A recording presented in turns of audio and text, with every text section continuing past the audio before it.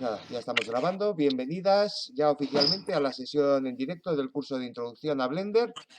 Aprovecho para avisaros de que estáis siendo grabadas, por lo tanto, si alguna no quiere que se le grabe, pues que se salga ahora, pero tengo que avisarlo porque si no me podéis meter en un lío. Espero que no.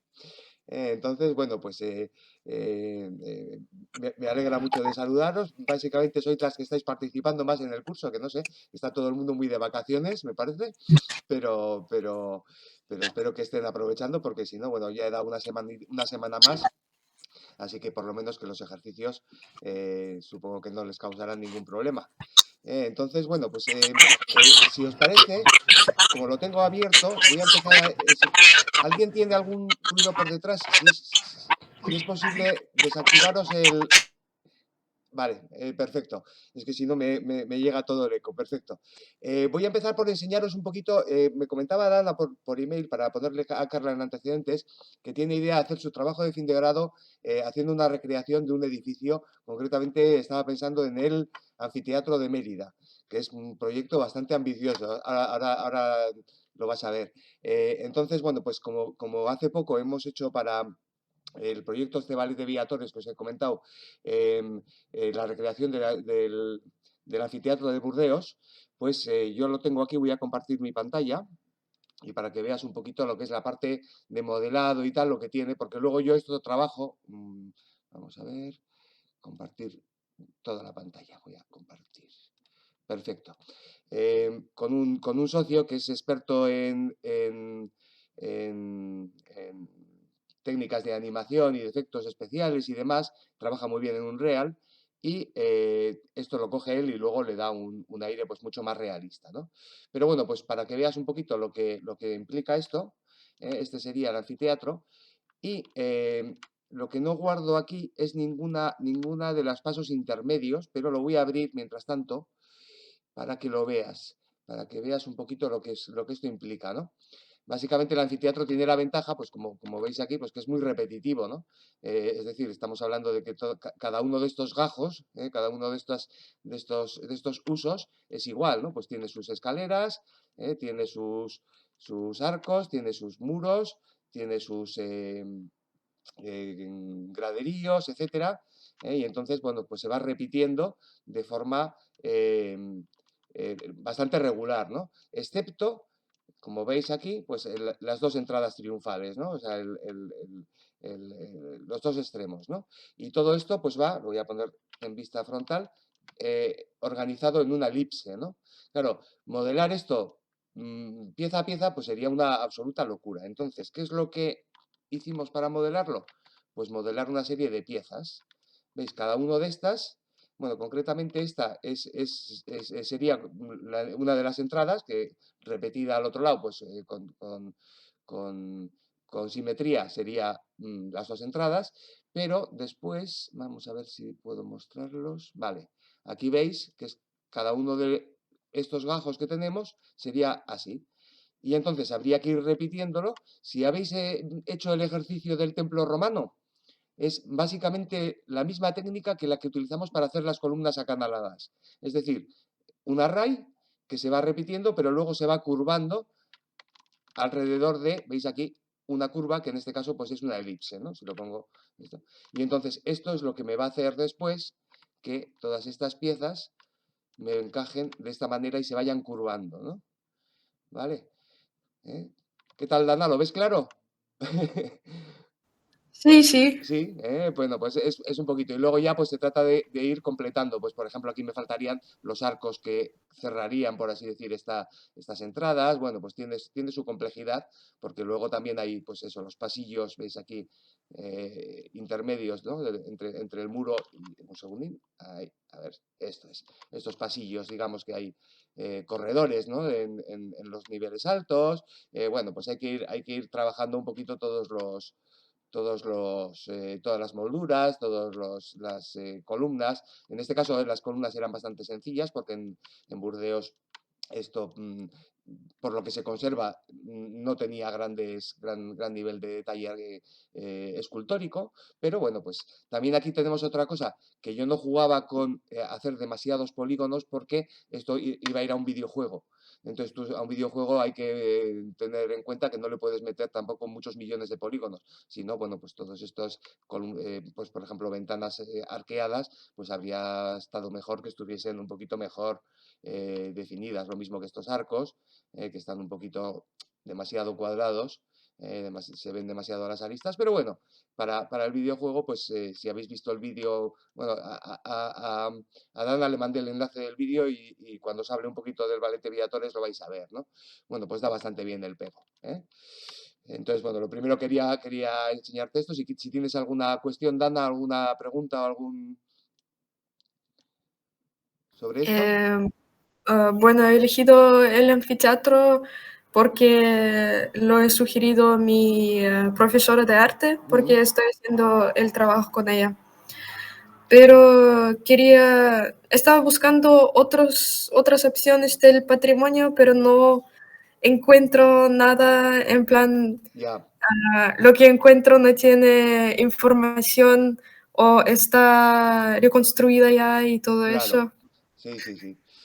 O sea, que tu principal preocupación ahora es elegir el monumento. Lo romano tiene una ventaja, que es muy repetitivo. Entonces, enseguida, bueno, pues con este mismo ejemplo, yo si quieres incluso te envío este archivo por si le puedes sacar cosas, pues no sé, pero una pilastra, por ejemplo, con capitel corintio, pues va a ser así. Lo mismo en Mérida que no sé, se me ocurre en Jerusalén en época romana o que en Alejandría, ¿no? El tipo de puertas, el tipo de materiales, etcétera, van a ser muy parecidos, ¿no? Esa es la ventaja que tiene el mundo romano. Entonces, yo cada vez que trabajo algo romano, pues reaprovecho muchísimos materiales, no es como otras culturas, pues que son como más locales, ¿no? Eh, lo bueno además es que sobre el anfiteatro de Mérida tendrás literatura arqueológica, vamos, para dedicarte unos cuantos meses solamente a investigar, con lo cual te va a quedar un dossier de justificación de las decisiones estupendo, ¿no? Vas a poder decidir todo y hacer la recreación muy bien, ¿no? Eh, si yo siempre os digo a todos los alumnos que cuando acaba el curso yo estoy abierto a cualquier duda, consulta o inquietud que os surja a medida que vais trabajando, a medida que vais practicando, etcétera. Bueno, igual no os puedo dedicar muchas horas, pero por lo menos pues daros algunos consejos o daros algunas opiniones o lo que sea, pues contar conmigo y estoy a tu disposición, ¿Vale? O sea que, pues nada, eh, esto ya lo voy cerrando, si te parece, Sí, y espero haberte dado algunas ideas y lo que te digo, que voy a decir que no guarde y esto también. Y eso voy a dejar de compartir. Vale. Y lo que te digo, que te espera un trabajo duro, ¿eh? Vas a tener que trabajar fuerte, pero te puede quedar muy bonito, ¿eh? Y sobre todo tener un buen trabajo de fin de grado, porque ahí yo sospecho que ¿tú que eres de historia del arte? ¿Has comentado? sí. Sí, vale. En historia son más puntillosos con todo el tema de la justificación pero bueno, si tu profesor también es más historiador que artista, pues también será puntilloso y también será exigente con la investigación que hagas antes. Es decir, todo el proceso de investigación que veíamos en el bloque uno, ¿no? Un poquito toda la recogida de información, de materiales gráficos, de fotografías antiguas, igual incluso que tengas del anfiteatro, pues a principios de siglo, incluso en el siglo XIX, bueno, puedes tener mucho material, ¿eh? Si haces un buen dossier, aunque el trabajo se te quede un poquito a medias para empezar, pues seguro que sacas muy buena nota, ¿eh? Os he puesto en el foro el enlace a mi trabajo de fin de grado, que yo lo presenté el año pasado. Lo que pasa es que yo lo presenté sobre fotogrametría. fotogrametría aplicada a la epigrafía. Si os apetece, si te apetece, Dan, a leerlo para ver. Me pusieron matrícula de honor. Si no presumo de eso, a ver de qué voy a presumir, ¿no te parece? Así que si te puede dar ideas y, bueno, sobre todo la bibliografía, que tiene mucha la bibliografía es más de fotogrametría, pero también hay algunas cosas sobre diseño 3D que te pueden venir bien, ¿eh? Así que te lo aconsejo. Vale, pues nada, si queréis pasamos ya a dudas y cuestiones que tengáis. Yo tengo unas dudas que me ha pasado por email Ana, las tengo preparadas y las tengo más o menos encauzadas, pero seguro que os ha salido alguna y queréis comentarla. Carla, ¿tienes tú por ahí alguna cosilla? Bueno, Pablo, bueno, antes de nada agradecerte un montón este espacio en un curso virtual. Yo en algún momento sí que era como, por favor, necesito a alguien a mi lado que me ayude. Entonces, genial este espacio Nada, que nos estás brindando, de verdad. es mi No, y trabajo. también todas las dudas que yo te he metido ahí, o Nada, no, sea, hombre. todo, todo, Todas, todo, todo. todas buenísimas y razonables. Lo que no tenéis que hacer es quedaros con ninguna duda. Eso sí que es de tontos, quedarse con las dudas. O sea que encantado. Exacto, ¿no? Ya que hago el curso, pues realmente sacarle como todo el Pero jugo que hombre, pueda. todo el partido. Mira, a mí lo que me está costando más de entender, bueno, primero es moverme en el espacio, ha sido toda una experiencia nueva para mí esto, entonces el programa me está gustando mucho y realmente le veo como muchas salidas pues a lo que me dedico y demás. Pero a lo que me trabo más, y creo que pues ya lo dices y bien lo dices porque es como raro, el tema de los nodos a la hora de poner las texturas. Eso sí Vale, se me hace muy raro, tienen nombres, eso es cuando hay un, bueno, no sé, es que es un esquema, unos diagramas sí, que para mí son un poco difíciles. Veo que hay como un código de colores, que sí, ahí hay como unas cosas que se van entrelazando, que tienes que colocar nodos entre uno y otro para que funcione, exacto. pero realmente eso me está costando mucho. Y realmente ahora que ya me destrabé de esa duda, ese problema que tenía, que al final fue la cosa más sencilla del mundo, la que se quedaba todo en un Sí, sí, sí, píxel, el mapeado ¿sabes? V.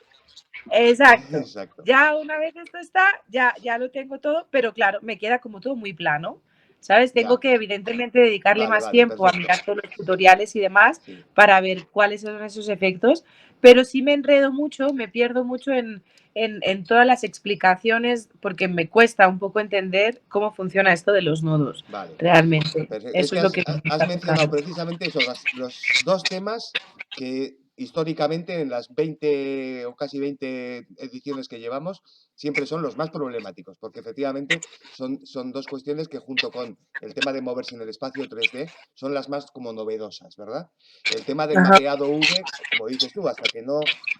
Ostras, es verdad, lo que estás haciendo es desplegar esa superficie en una superficie de 2D. Entonces ya empiezas a pensarlo y ya lo coges. Pero, claro, el tema de los nodos en realidad es una forma de programación. Lo que pasa es que es una programación que en lugar de hacerla metiendo líneas de código, lo hacemos con un sistema que es gráfico, que es añadiendo nodos y, como dices, pues conectándolos de una manera determinada.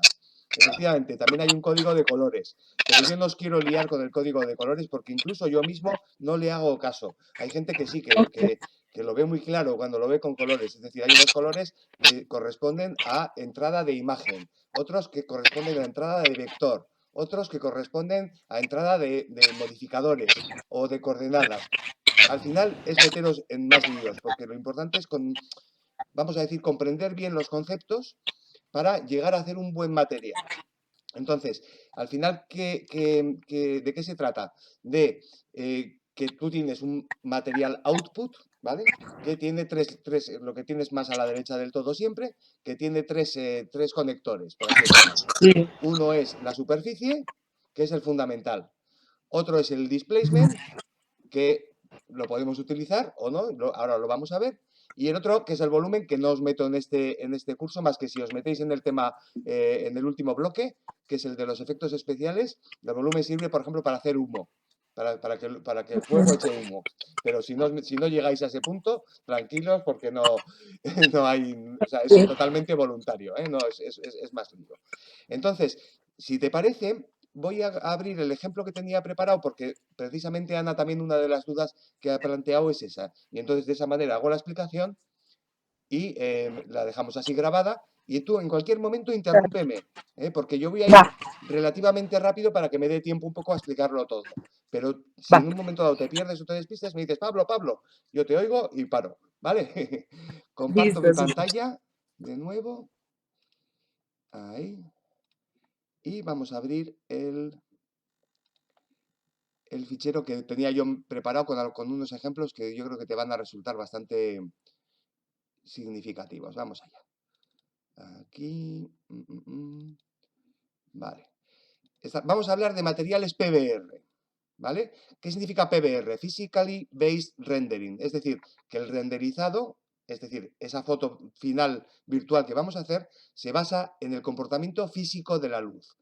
¿Qué es lo que vamos a hacer? Básicamente, emular ese comportamiento de la luz cuando rebota en los objetos. Entonces, para ello, vamos a ver que se nos acaba de cargar, porque como tiene mucha carga gráfica ahora el ordenador, igual le cuesta un poquito, para que se vea la presentación. Vale. Perdonad. Esto, voy a ponerlo en vista de render preview, o sea, con los efectos ya de la luz, ¿vale? Para que se vea mejor, ¿de acuerdo? Lo podríamos poner en la vista material, pero de esta manera vais a ver mejor los efectos, y de todas maneras también he preparado un ejemplo pues, que tiene los efectos bastante forzados. Bien, vamos a ver el típico material PBR, ¿vale? Que está formado a partir de una serie de texturas que me he descargado. Por ejemplo, este es un material que es musgo, básicamente es musgo. ¿Veis aquí? Este es el color del musgo, que es este, ¿vale? Este es la textura Ambient Occlusion y hay otra serie de mapas. Bien, los mapas hay distintas formas de llegar al final al mismo resultado. En Blender yo siempre os insisto, siempre hay varias maneras de llegar al mismo resultado. Dependiendo quién haya creado estas texturas, porque estas texturas están creadas a veces a partir de modelos fotogramétricos, otras creadas a partir de fotografías, pero siempre están creadas por alguien. Y luego tileadas, que quiere decir que digamos, el extremo superior me va a coincidir con el inferior y el derecho con el izquierdo para que se puedan ir repitiendo si yo quiero mapearlas en una superficie más pequeña, ¿no? O sea, que me quede más veces repetidas, ¿no? Bien, cuando esto lo ha creado una persona, ha creado una textura de color, ¿vale? Que es esta. Después ha creado la textura de Ambient Occlusion y esto, ¿qué significa? Que, ¿veis aquí? Que lo que ha creado es unas zonas que están en oscura y otras que están más claras. Las zonas en oscuro me dan, digamos, los lugares donde la luz se ocluye. Por lo tanto, esto ya es una primera forma de matiz de relieve. Es decir, si lo mezclamos, si te fijas aquí, pues estas zonas como oscuras ya me dan una primera información como que ahí pega menos la luz. Lo vemos más fácilmente y más claro si seleccionamos el sol y lo giramos, por ejemplo, ¿no? Y entonces ves cómo hace ese efecto del musgo, ¿ves? Que tiene ya el relieve. Bueno, en este caso tiene ya añadido también el resto del relieve, pero simplemente con el Ambient Occlusion ya lo tendría, ¿vale? ¿Qué es lo que pasa? Que esto tiene una forma peculiar de configurarse, ¿eh? Luego verás otras configuraciones en los otros cubos que he preparado aquí, ¿no? ¿Por qué? Porque esto hay que mezclar el color y la textura de Ambient Occlusion con un mix con Multiply. ¿Por qué? Porque esto me permite aquí, lo vais a ver, si yo le bajo el factor, me va a hacer menos, bueno, en este caso se lo estoy bajando tanto que me hace menos efecto del Ambient Occlusion. Si yo le subo el factor, veis que hace como más sombra, ¿veis? Se ve clarísimo, ¿verdad? ¿Vale? Este es un primer efecto. Entonces yo puedo regular y ponerle el que quiera. Y entonces esto me va a dar la información de color base de mi nodo principal, ¿vale? ¿Bien por ahora? Bien. Entonces, este que ha creado este material también ha creado varias texturas más. Una es el spec. ¿Ves aquí? Que nos da información de brillo. Luego vamos a ver otras formas porque después está la textura que es el roughness y otra que es la textura, esta es la especular, el roughness y otra que es el reflection. Todas se llaman diferentes, pero todas van más o menos a lo mismo. ¿A qué? Pues a darme información de brillo. Lo que pasa es que tenemos dos formas diferentes de dar el brillo. Una es el roughness. Eras tú misma, Carla, ¿verdad? La que me preguntaba por el roughness, ¿verdad? El roughness en realidad no es que brille más o menos, sino que el brillo se produce más difuso o más concentrado. ¿Ves aquí cómo cambian? ¿Ves aquí los pequeños brillitos? Si yo le pongo el roughness, esos brillitos como que se difuminan, ¿verdad? Pero en realidad el musgo está brillando lo mismo, pero yo elijo ahí, por ejemplo, cuál es la rugosidad. En cambio, lo que sí me regula la cantidad de brillo que voy a tener es esta textura. ¿Ves aquí? Que también es una textura de blancos y negros, de tonos de grises, en la cual las partes blancas producen más brillo que las partes oscuras. En principio, el que lo ha diseñado para que yo lo trabaje así. Pero en cualquier momento yo puedo trucar lo que él me ha dicho. Si yo me traigo para acá este nodo y le añado un nodo mayúsculas A y le digo un nodo math, ¿vale? Con este math, si lo pongo en modo multiply, aquí multiplicar, aquí lo tenemos, ¿vale? Yo voy a poder manipular la cantidad de brillo moviendo este control. ¿Ves aquí cómo brilla más? Y aquí cómo brilla menos, ¿vale? Es decir, que no solamente, se nota perfectamente el matiz, ¿verdad? No solamente yo puedo crear un material, sino que lo puedo modificar y lo puedo transformar y hacer que parezca exactamente lo que yo quiera que parezca. Pero tengo que saber lo que quiero y cómo hacerlo, ¿vale? En principio, veis aquí que este spec lo habíamos unido directamente al IOR level, que es el que me da el nivel de ruido, así, ¿vale? Y entonces, bueno, pues esto es lo que ha pensado el creador del material, que es el brillo correcto para este material de musgo, ¿vale? ¿Correcto? Por ahora seguimos bien, ¿no? Bien, pues ahora vamos a pasar a un atributo adicional que es el que más nos gusta, porque es el que más realismo da, que es el relieve. Entonces, básicamente, el relieve lo vais a tener con dos tipos de texturas. Una es la textura, el mapa de normales, que es así, que tiene estos tonos como en color magenta, y otro es el mapa que se puede llamar displacement o mapa de alturas, height map, de diversas formas, pero que también nos da información en escala de grises, ¿vale? Básicamente, ¿qué nos dicen estas texturas? Los mapas de displacement o de alturas nos dicen que la altura que va a simular es más alta en las zonas claras y más baja en las zonas oscuras, en principio, ¿vale? Y en cambio, en los mapas de normales, veis aquí los matices de magenta, nos va a dar además la dirección en la que va a rebotar la luz, con lo cual ya no solamente es que nos vaya a hacer un efecto de altura, sino que también va a redireccionar, digamos, el aspecto de esos huecos. Si os fijáis aquí, estos huecos que se ven aquí, pues tienen un aspecto como que están apuntando no directamente hacia arriba, sino hacia un costado. Bueno, pues esta información la da el mapa de normales. ¿Podemos hacer que el displacement funcione solamente el mapa de alturas? Sí, pero nos va a interesar siempre añadir un pequeño matiz adicional si tenemos el mapa de normales. Es decir, si yo, vamos a desconectarle aquí el nodo bump, luego vemos la forma de conectarlo, pero si lo desconecto de aquí y, por ejemplo, para eso nos puede servir directamente el conector displacement de aquí. Le pongo un nodo displacement, ¿vale? Y directamente me cojo el mapa de alturas, aquí lo pongo en height y sin ningún... ¿Veis aquí que ahora está plano? Ahora no tengo más que el efecto del brillo, no tengo efecto de relieve, pero sin más, si esto lo junto aquí al displacement, me va a crear ese efecto de displacement, que incluso lo puedo regular pues a más o a menos. Bueno, vamos a ver. Está tardando un poquito en calcularlo, pero no, es que estoy moviendo el mid-level. Si le subo el scale, pues me da más displacement y si se lo bajo me lo deja más plano, ¿vale? Lo podría trabajar así, pero digo, bueno, pues ya que el que ha preparado este material, pues me ha creado un mapa de normales, le voy a dar ese matiz adicional. Pues en lugar del displacement, que por cierto también podría utilizar directamente así el displacement, luego comentamos las dos formas diferentes. Es decir, el displacement también me acepta un mapa de normales. Pero a mí me gusta, por eso he puesto el nodo bump, trabajarlo de esta manera. Le voy a quitar este. ¿Por qué? ¿Cuál es la diferencia? Si yo coloco aquí, luego lo vais a ver porque tengo un material compuesto de varias mezclas. Si yo coloco aquí el displacement como he puesto, todo el material se ve afectado por el efecto de relieve. Pero si yo he mezclado varios shaders, varios principles de estos, los he combinado, pues me puede interesar que no sea, o sea, que cada uno de ellos tenga su propio efecto de relieve, ¿no?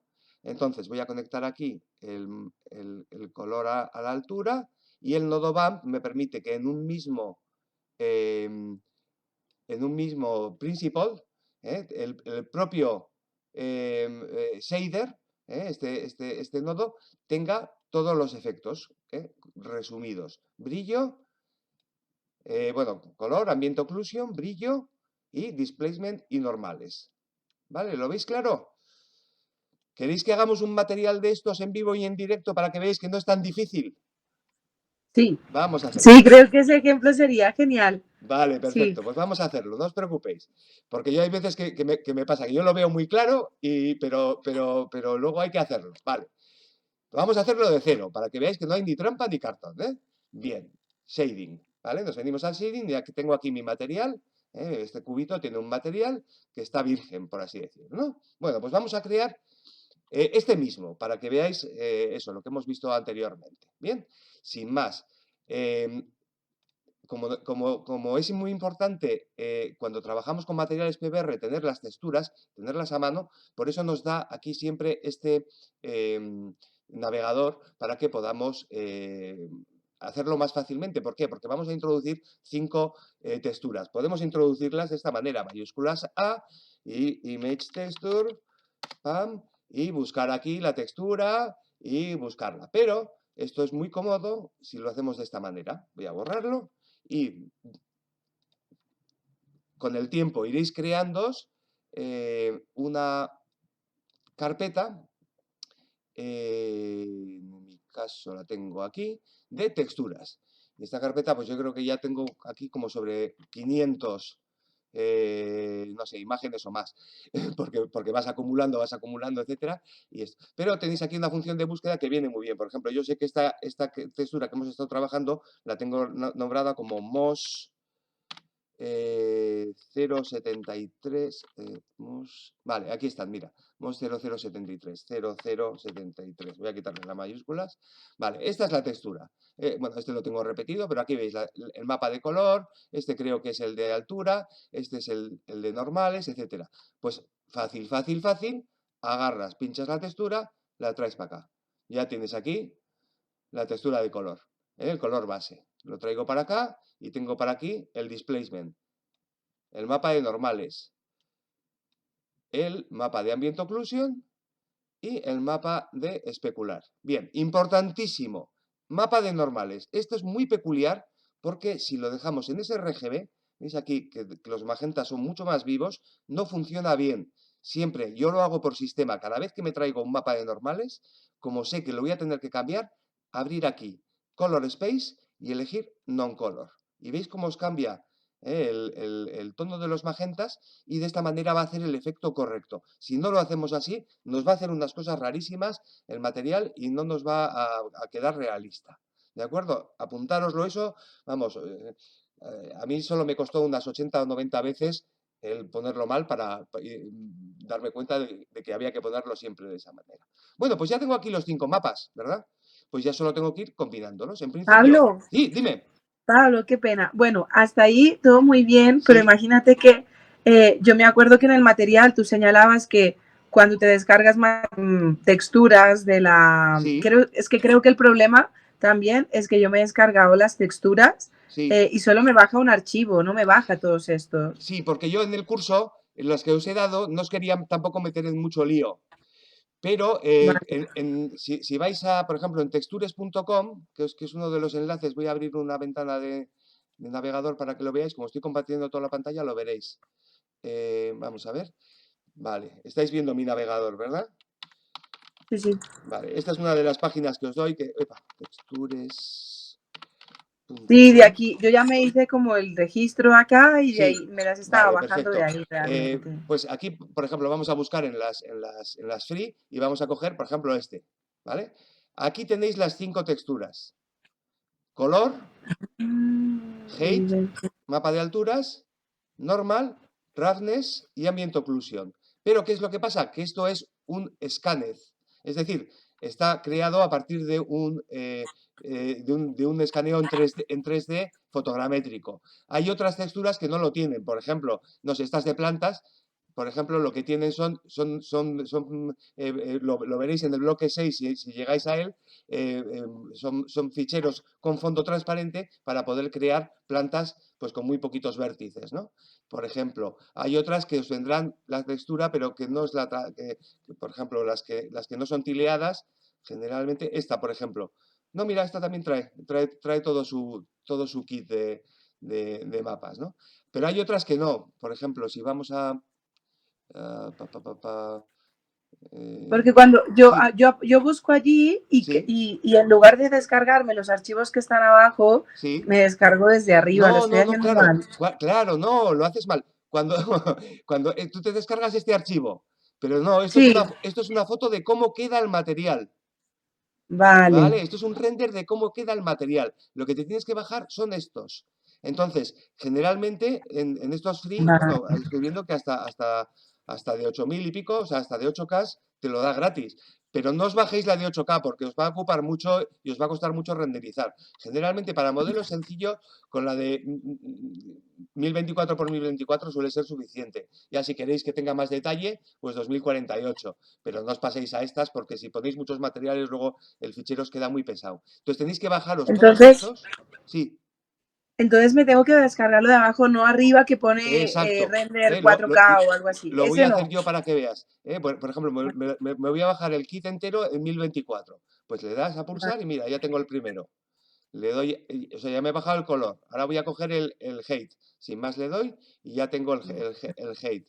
Le doy al normal y lo mismo, ¿ves? Que me están descargando aquí todos. Sí. El roughness y el ambient occlusion. Luego veremos el roughness cómo funciona, que funciona un poco diferente. Si ahora voy aquí a mi carpeta de descargas, pues aquí los tengo todos. Los quito y me lo llevo, por ejemplo, a mi carpeta de texturas. Bueno, cada uno donde las tenga. En mi caso, pues tendría que buscarla. Sí, no, sí, la tengo aquí fácil, por ejemplo, ¿no? Y aquí los pego. Mira, ya los tenía. Estos ya me los había descargado. Pues digo, Ok, ¿vale? listo. Vale, perfecto. Vale, vale, vale. Ese era el problema que tenías. Claro, esto que te Claro. estabas descargando no es una textura, es un render. Así te dice cómo, Vale. cómo te queda el render cuando lo hayas configurado según él lo ha diseñado, ¿de acuerdo? Vale, Listo, súper. perfecto. Pues una duda menos.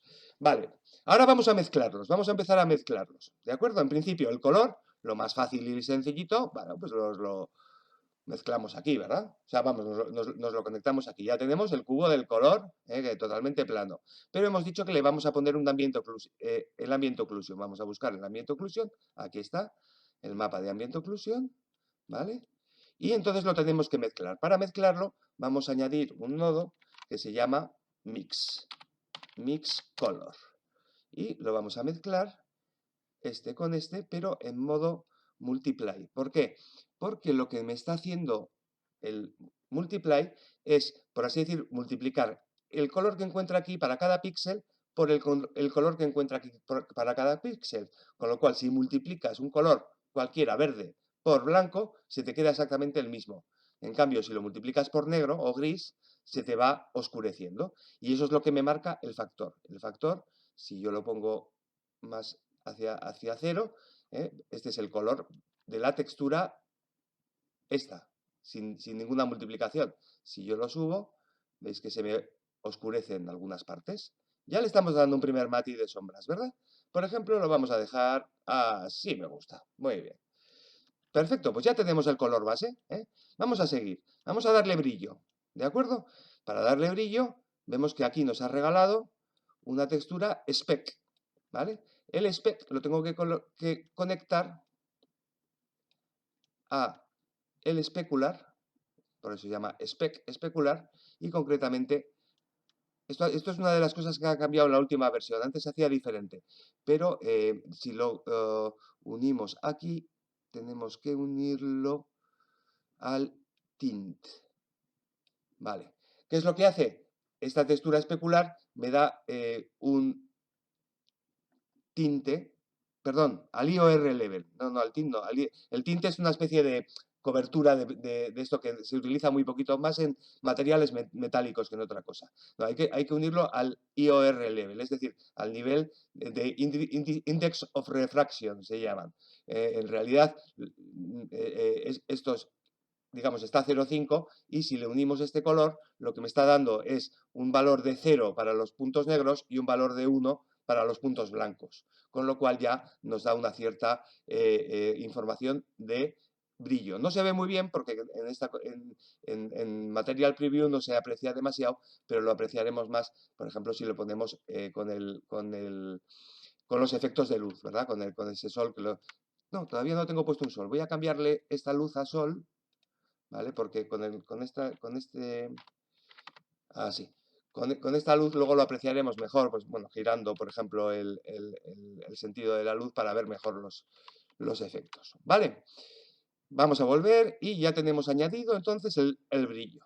Muy bien, pues ahora vamos a añadirle los efectos de relieve. Vamos a añadir displacement y vamos a añadir normal, ¿vale?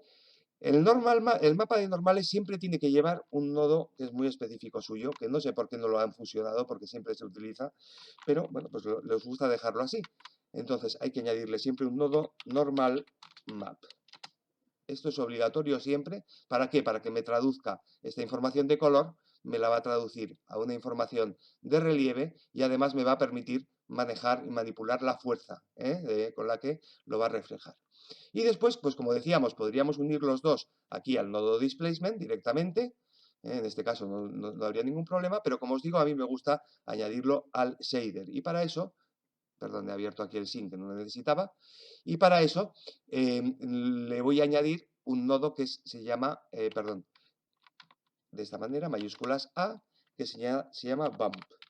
Veis que siempre utilizo este buscador, porque como me sé los nombres, me resulta mucho más cómodo, pero ya sabéis que podéis hacer aquí add y buscar aquí, entre los input, output, color, converter, que hay unos cuantos, pero como al final acabamos utilizando pues una docena de nodos prácticamente, pues lo más cómodo es buscarlos de esta manera, porque ya te sabes los nombres. Entonces ponemos el bump y el nodo bump nos permite ponerle altura y ponerle información de normales, fusionar esto en el conector normal del nodo principal y ya lo tenemos y ya tendremos el relieve. ¿Lo veis?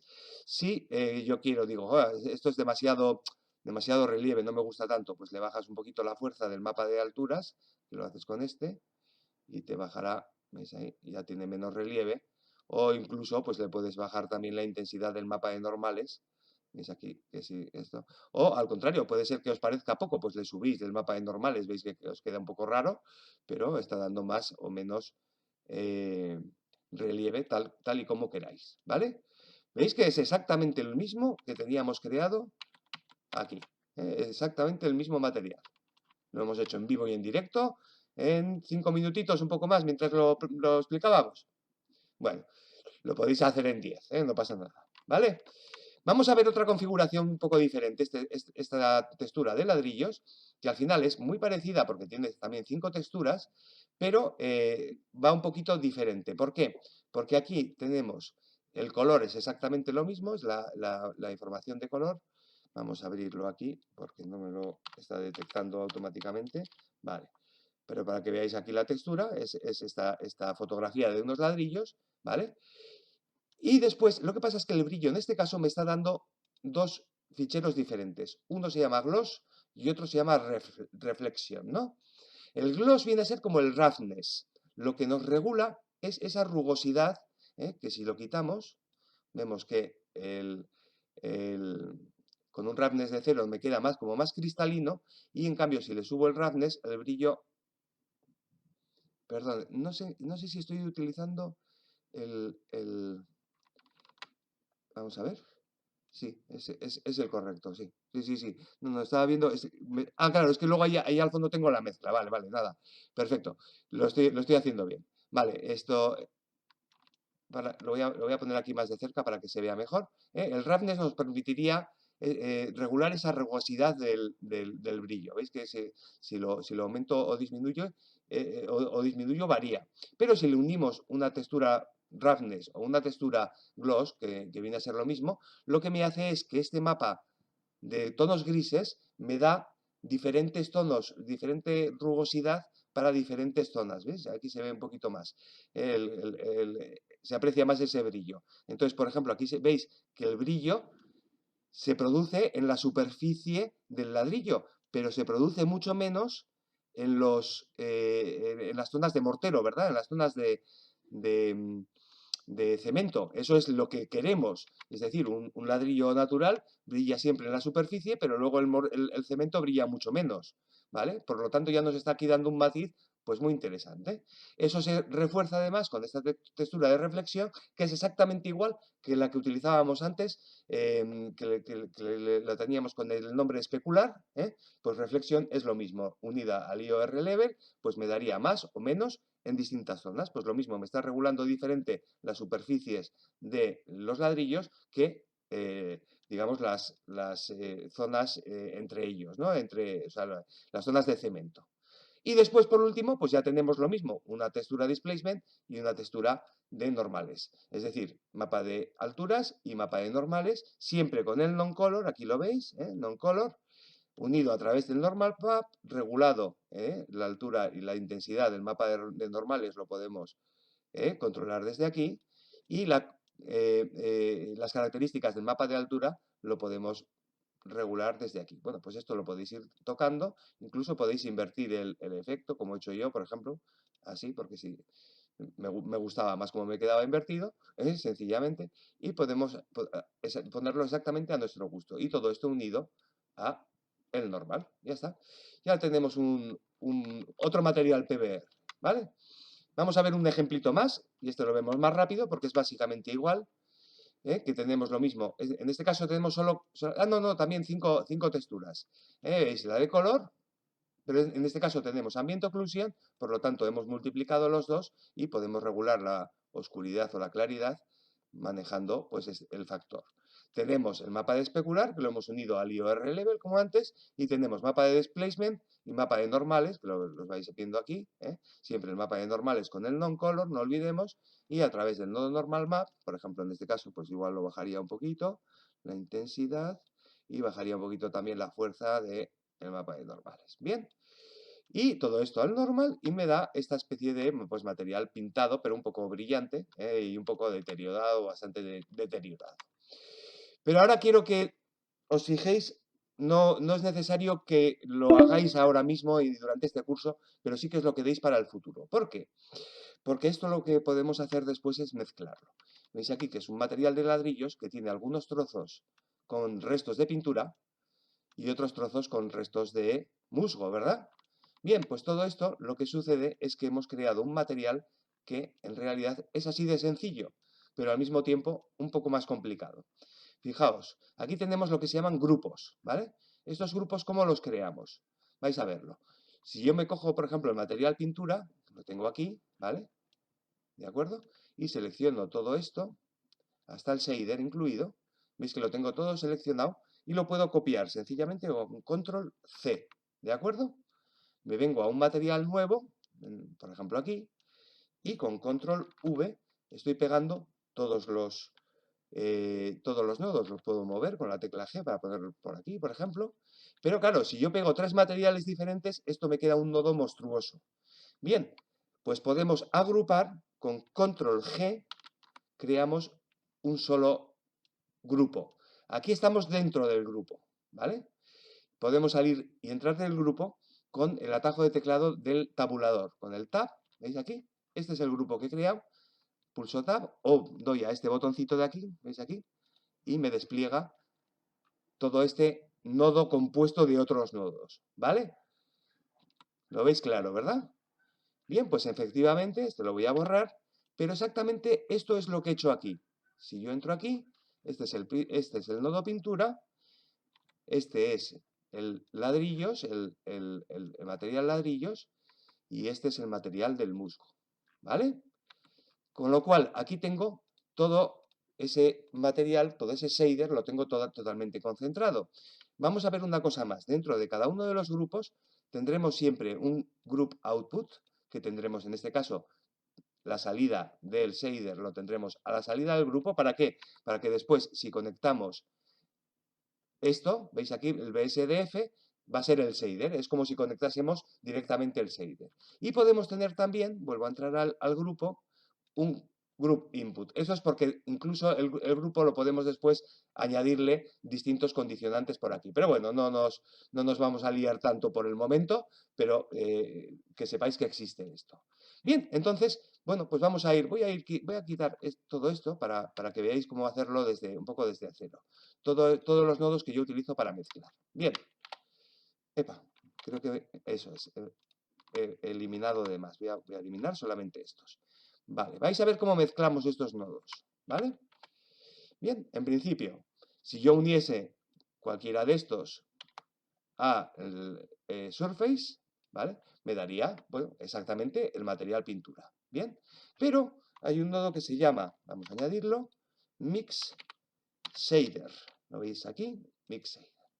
Y esto me sirve para mezclar dos shaders, por ejemplo, pintura con ladrillos. Si yo hago así, ¿vale? Ahora esto me está mezclando sin más uno encima del otro, los dos shaders. ¿Cómo? Al 50%. Si yo aumento hacia la derecha, veis que predomina el ladrillo. Si disminuyo hacia la izquierda, predomina la pintura. ¿Correcto? Es así de sencillo. Podemos mezclar sin más y que fuese, por ejemplo, unos ladrillos con un poco de pintura que quedase, ¿no? Pero supongamos que yo quiero hacer que se vea ladrillo, pero que se vean trozos como desconchados de la pintura, ¿verdad? Pues vamos a utilizar este control del FAC, pero lo vamos a condicionar a otra serie de nodos. ¿A cuáles? Pues vamos a hacerlo, por ejemplo, con un noise, una textura noise que ya hemos visto, hemos puesto de ejemplo, ¿verdad?, en los materiales. Es una textura procedural, pero que me va a servir para controlar la mezcla de dos materiales que no son procedurales. Pero si esto lo mezclo, lo junto así sin más, me deja unas pocas opciones de control. Vais a ver que me va a dejar, o sea, me va a salir como quiero, pero no son demasiadas opciones las que me deja controlar. Por ejemplo, la escala, podría ponerle una escala mayor, y me va variando y demás, pero lo que realmente me permite es si añado aquí otro control que se llama Color Ramp. La rampa de color, además de permitirme hacer mezclas de colores, es muy interesante para todo este tipo de mezclas. ¿Por qué? Porque allá donde sea negro me va a dar uno de los shaders y allá donde sea blanco me va a dar otro de los shaders. Si yo, por ejemplo, cuanto más juntos estén los controles, más definidos me van a quedar las manchas. ¿Ves que si los separo me quedan como difuminadas las manchas entre ellas? ¿Vale? Y si los junto, me quedan como más definidas. Cuanto más me aproxime hacia un lado, digamos que este color va a ser más blanco y por lo tanto me va a poner más de ladrillos. Si yo me aproximo más hacia el otro, este color va a ser más, este resultado va a ser más negro y por lo tanto me va a poner poco ladrillo y poca pintura. Con lo cual puedo decidir exactamente, por ejemplo así, el tamaño de los desconchones y manejarlos. Y después con los controles del noise pues puedo controlar otras cosas, por ejemplo el tamaño de las manchas, lo distorsionado que van a estar, puedo manejarlo exactamente como yo quiera, ¿vale?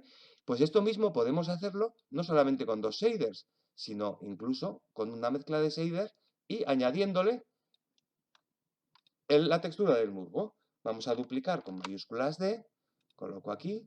Si simplemente lo juntase así, me va a unir esta mezcla que tenía con el muslo al 50% aproximadamente. Bueno, al 400 voy a ponerle al 0,5 para que sea al 50%. Veis que, digamos que hay musgo, pues un poquito por todas partes. Pero yo puedo hacerle aquí un segundo controlador, sencillamente así. Duplico esto y tengo otro noise que en este caso me va a controlar este color, me va a controlar este FAC.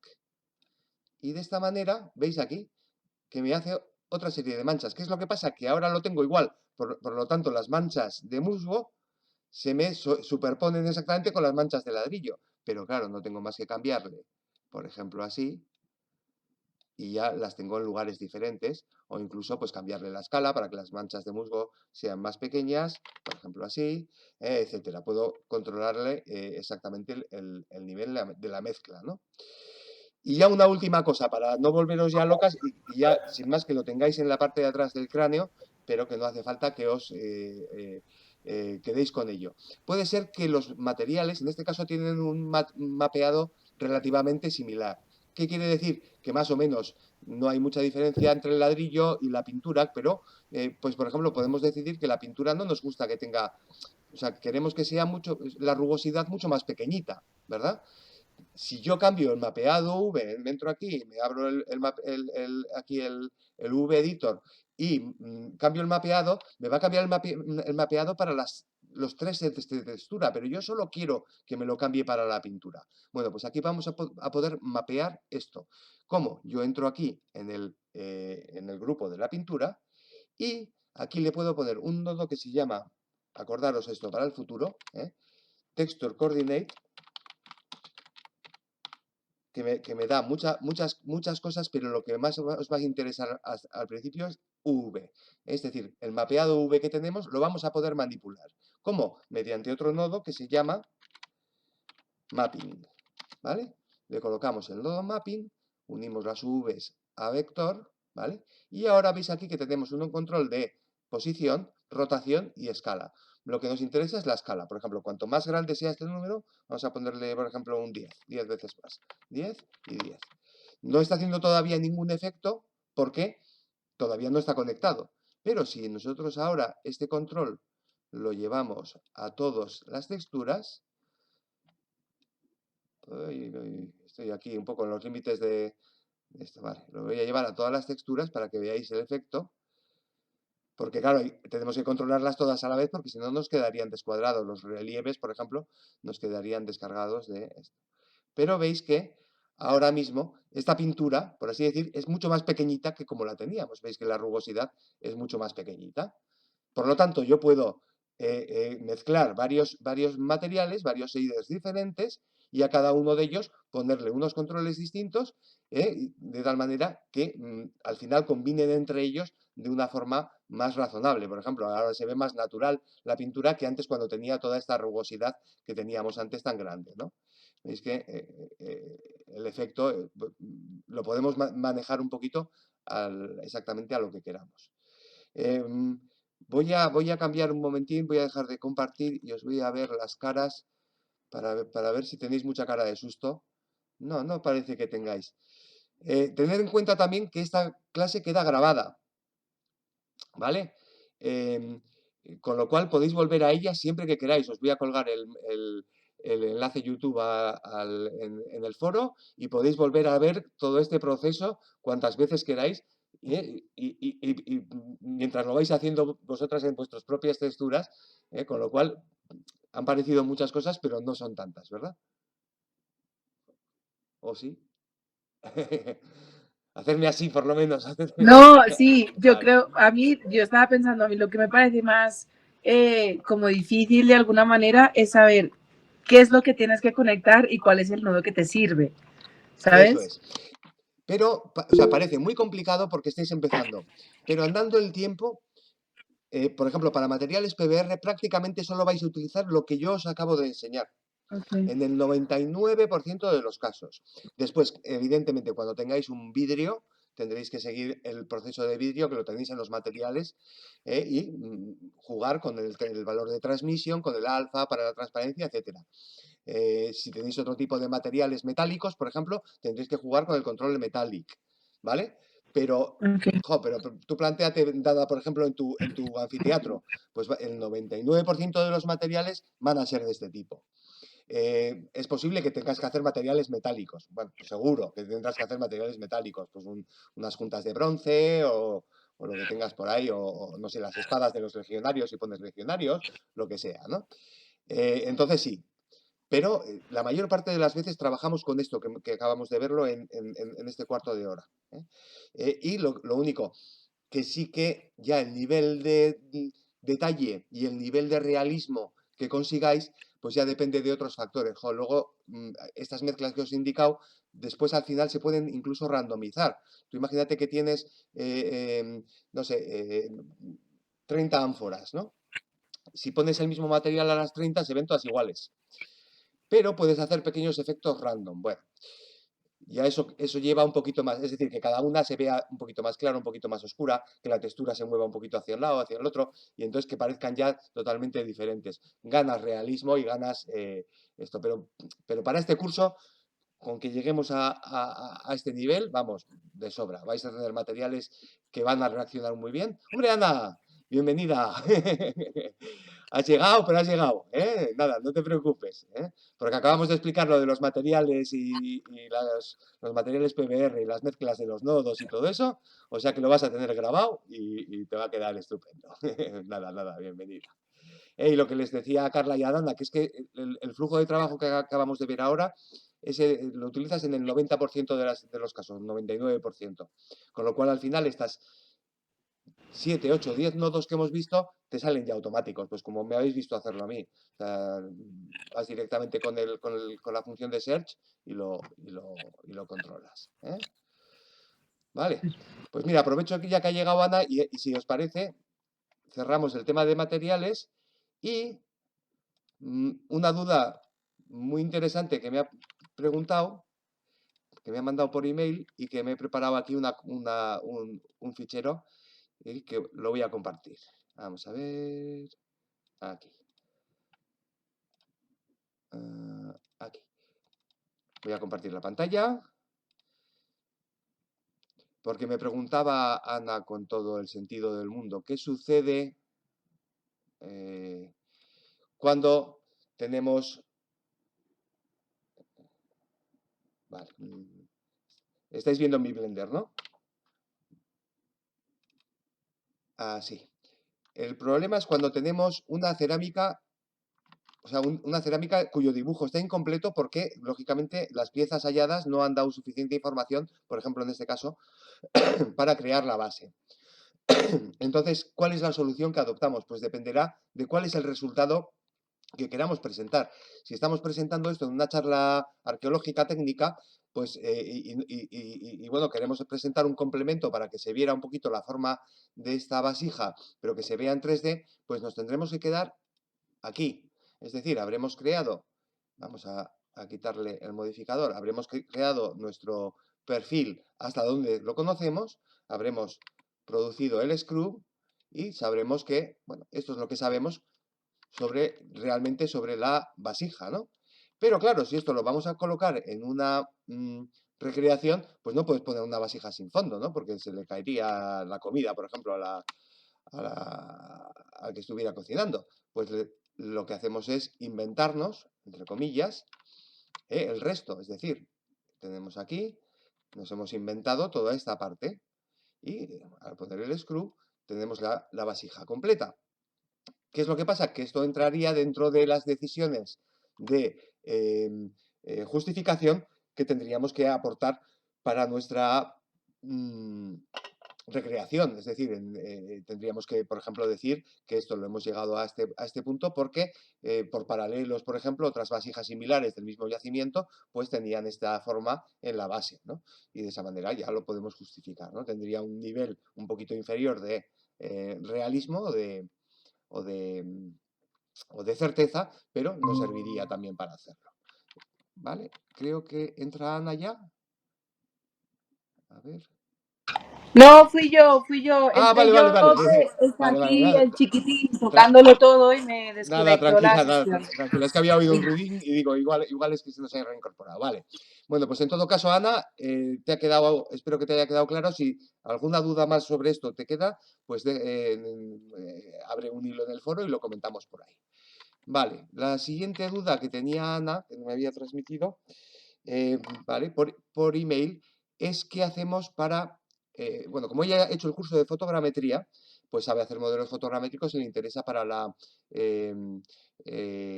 para su actividad en arqueología.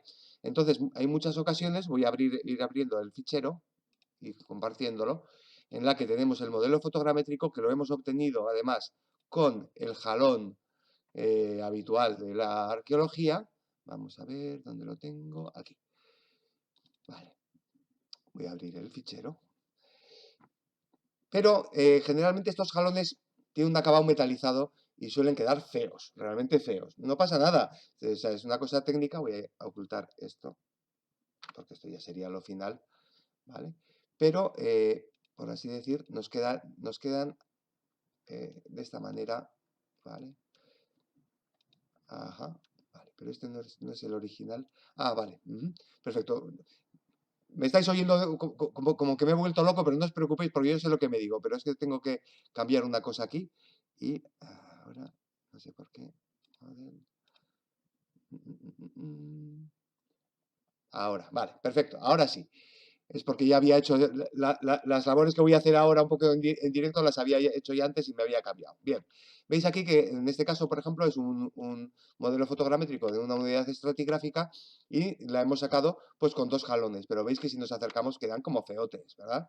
Y entonces decía, bueno, pues para mejorar la presentación, bien, en principio, la principal función del jalón es darnos la referencia de medida. Entonces, por ejemplo, aquí si añadimos un cubo, ¿vale? Si el cubo le decimos que sea de 1 metro, ¿vale? Este cubo mide 1 metro, ¿vale? Epa. Por lo tanto, lo voy a subir hacia arriba y vemos que si el jalón es de 1 metro, pues el cubo efectivamente me dice que me corresponde, tengo perfectamente escalado el modelo con respecto a las unidades del mundo real, con lo cual su función ya la ha cumplido. Entonces, si queremos, lo que podemos hacer es cambiarlo. ¿Cómo? Pues trucándolo. Lo podemos trucar con 2 cosas, porque si vemos aquí esto, vemos que hay una primera cuestión que es el relieve. Bueno, pues podemos quitarle el relieve. ¿Cómo? Con el esculpido. Venimos aquí a Sculpting, vamos a seleccionar, y en Sculpting tenemos un montón, todo un mundo que en este curso apenas os doy una pequeñísima introducción, pero que para la fotogrametría, por ejemplo, es interesante pues para este tipo de cosas, para corregir pequeñas incorrecciones, etcétera. Entonces, sin más, voy a ponerlo así para verlo mejor, yo le elijo este que se llama Smooth, y ya con esto, por ejemplo, me puedo alisar y quitar y cargarme el relieve, la geometría. ¿Veis? Fácil, fácil, ¿verdad? Esto como Arguiñano en la tele. Bueno, pero con esto hemos corregido la geometría, pero si volvemos aquí, vemos que seguimos teniendo la textura con lo que había salido en la textura. Bueno, pues también para esto tenemos una solución que es el Texture Paint. Venimos a Texture Paint. Vamos a ver, ahí está, el Texture Paint. Vale, aquí vemos la textura fotogramétrica y aquí vemos el modelo. Bien, pues yo puedo aquí hacer distintas operaciones y, por ejemplo, podría pintar sin más cualquier zona, por ejemplo aquí, y pintarlo de un color que tenga seleccionado. No vamos a meternos a eso, lo voy a deshacer, porque hay uno que sí que es especialmente interesante para estos casos, que es el clonado. Ah, mira, lo tengo justo en el clonado. El tampón de clonado seguro que lo conocéis en Photoshop, pues este es exactamente lo mismo, pero aquí. Le doy el control, por ejemplo, en este punto, y veis que se me ha puesto ahí el cursor 3D. Si yo ahora pinto encima, bueno, mira, hasta me ha aparecido este trozo, bueno, pues puedo ir pintando y clonando partes de la textura, control aquí, para que se me quede pues como si fuese tierra. ¿Veis? Va un poquito lento porque es un modelo con bastantes vértices y tarda un poquito, pero veis que ya lo tendría. Muy importante, si utilizáis el Texture Paint, vais a ver aquí a la izquierda que os aparece Image y veis que tenemos un asterisco. Ah, ¿qué es lo que sucede? Que los cambios no se nos guardan hasta que no le demos a guardar. Entonces sería abrir aquí y el problema es que si le dais a Save os está machacando la textura original. Pues es mejor darle a Save As y lo guardáis con otro nombre. Por ejemplo, yo aquí cuando lo he hecho antes lo he guardado como Model Pintado, ¿no? Le das a Save as Image y así mantenéis la textura original, que sería la model, y la textura model pintado. ¿De acuerdo? Vale, habéis visto un poquito, esta es la inquietud que tenía Ana, y veis la diferencia de lo que teníamos antes, el jalón antiguo, a este. ¿Qué es lo que pasa? Que me puede interesar el colocar un jalón, pero que se vea más elegante. Bueno, pues para eso tenemos esto. ¿Qué es esto? Vamos a volver al layout para que se vea mejor. Y esto es muy, muy, muy sencillito. ¿Por qué? Porque esto no es más que un cilindro, ¿vale? Y vamos a ponerle el material con un material rojo, un material blanco y un material gris. Os lo voy a hacer para que, como va a quedar grabado, pues así para que lo tengáis. Sencillamente añadimos add mesh cylinder y entonces pondremos, pues con 32 vértices va a quedar de sobra. El radius, que le llamas el radio de la base, por lo tanto hay que ponerlo más pequeñito, por ejemplo 2 centímetros para que me quede, o 1,5, 0,015 sería 1,5 centímetros, ¿vale? Y depth, digamos, es la altura del jalón, con lo cual vamos a ponerle 1 metro, ¿vale? Ya lo tenemos. Tenemos la geometría perfectamente creada, ¿eh?, del cilindro. Sencillamente ahora lo que vamos a hacer es crearle las divisiones. Como queremos poner, por ejemplo, habéis visto que el jalón que teníamos puesto era de medio metro y medio metro, pero vamos a hacerlo así, de 20 centímetros en 20 centímetros, que es el más utilizado, por ejemplo, ¿no? Pero podéis hacer el que queráis, ¿eh? En modo edición, con control R, le hacemos, ya tenemos una división, 2, 3 y 4, ya tenemos los 5 tramos, de esta manera. ¿Lo veis aquí? Hemos creado distintos grupos de caras, ¿vale? Ahora vamos a hacerle la punta, pues por darle un poco ese aspecto. Sin más, cogemos en esta división de arriba, con control R, hacemos un primer clic, desplazamos hacia arriba y un segundo clic. Y lo que pasa es que queremos que acabe en punta. Vamos a cambiar a selección de vértices, seleccionamos todos estos vértices y, por ejemplo, vamos a hacer que se junten en el medio. Vamos a poner con... perdón, ¿cómo era esto? Ah, sí, sin más. S, escalamos en el eje X y a 0. ¡Pum! Ya lo tenemos. Ah, no. Sin más. Sin eje, perdonad, que se me ha ido ahí un poco la olla. Con S, 0, Enter, ¿qué estamos haciendo? Escalar a 0, con lo cual todos los puntos se me quedan en uno solo. Y ya lo tenemos ahí. Entonces ya tenemos la punta.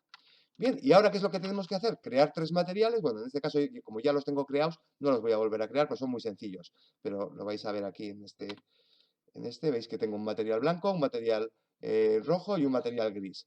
Los he puesto un poquito metalizados para que, veis aquí el brillo metálico, para que me queden. Entonces, sin más, iríamos cogiendo y, por ejemplo, para la punta, seleccionaríamos todas las caras de la punta. Si queréis podéis cambiar a caras para que se vea mejor. Y vamos a añadirle el material. Y vamos a añadirle el material gris. Este, por ejemplo. En realidad se nos añade a todo, ¿vale?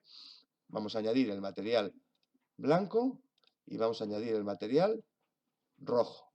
Y entonces ahora se trata de ir asignando. Por ejemplo, seleccionaríamos esta primera parte y le asignamos, así, tengo el rojo seleccionado, el rojo.